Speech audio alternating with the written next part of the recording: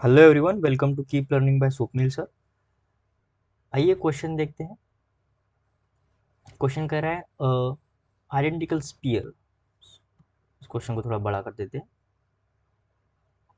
Okay, the identical spheres each of mass 2m are placed at a corner of right angle triangle which mutually perpendicular sides equals to 4 meter each.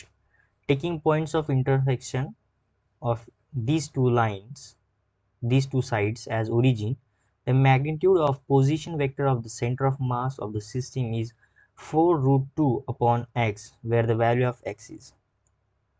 देखो, question के हिसाब से क्या कहा गया हमें कि हमारे पास क्या एक राइट एंगल ट्रायंगल है।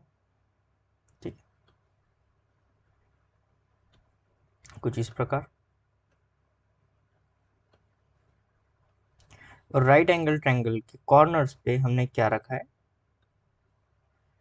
2m मास ऐसे आइडेंटिकल स्पीयर्स रखे। ठीक है, कुछ इस प्रकार ऐसे मान लेते हैं, इसको सेंटर में ऐसे लिखा रखेंगे हम। ठीक है, सेम यहाँ पर भी आएगा एक इस कॉर्नर पे, एंड एक सेम इस कॉर्नर पे आएगा। ठीक है, कुछ ऐसे। इसका भी मास कितना है, 2 टाइम्स m है।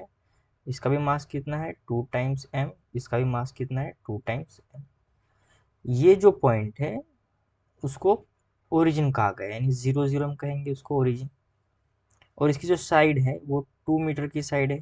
ठीक है, यहाँ से लेके यहाँ तक। और ये भी 2 मीटर की साइड है, यहाँ से लेके यहाँ तक। ठीक है, अब हमें फाइंड करना है वैल्यू ऑफ एक्स। और ये जो गिवन है हमें 4 रूट 2 अपॉन एक्स, ये क्या है, ये मैग्नीट्यूड ऑफ पोजिशन वेक्टर है।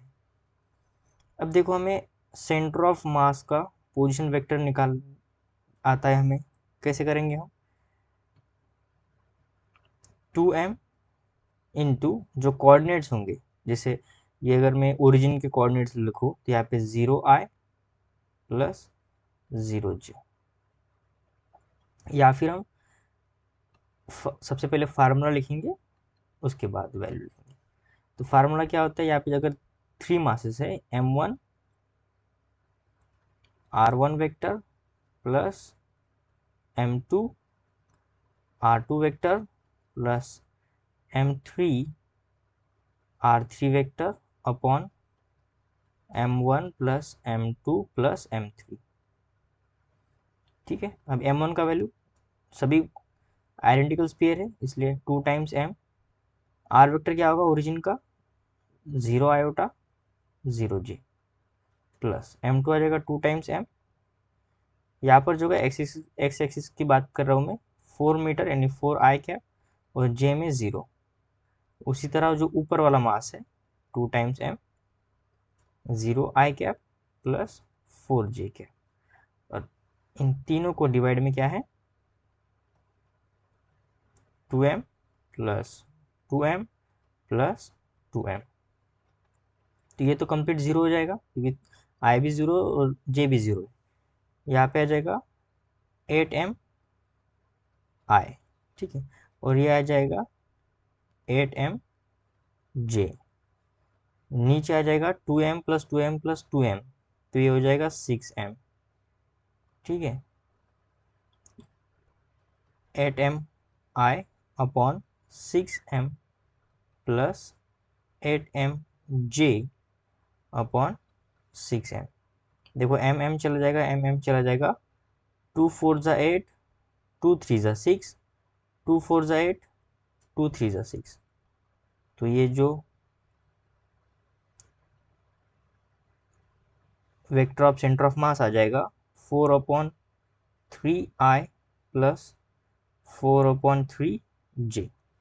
पर मुझे इसका मैग्नीट्यूड चाहिए, तो मैग्नीट्यूड हम कैसे लेंगे, यहाँ पे r सेंटर ऑफ मास का मैग्नीट्यूड, तो ये आ जाएगा कंप्लीट अंडर रूट 4 का स्क्वायर आ जाएगा 60, 9 का स्क्वायर आएगा 3, यहाँ पर भी 60 अपॉन 9।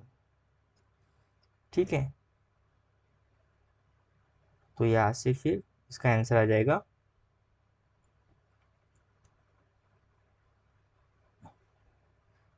60 अपॉन 9 इंटू 2 लिख सकता हूँ मैं, क्योंकि वो 2 टाइम्स है। 60 अपॉन 9 प्लस 60 अपॉन 9, तो उसको 2 टाइम्स लिख सकते हैं।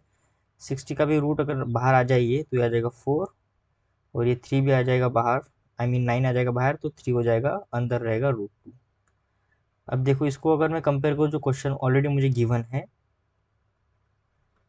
तो मैं क्या कह सकता हूँ, देयरफॉर एक्स का वैल्यू कितना होना चाहिए फिर 3। So value of x is 3, तो यहाँ पे लिख देंगे हम 3। आई होप आपको वीडियो सोल्यूशन अच्छा लगा होगा। वीडियो सोल्यूशन अच्छा लगा है तो चैनल को सब्सक्राइब कर दीजिए, वीडियो को लाइक कर दीजिए। मिलते हैं नेक्स्ट वीडियो सोल्यूशन में। Keep learning with Swapnil sir के साथ।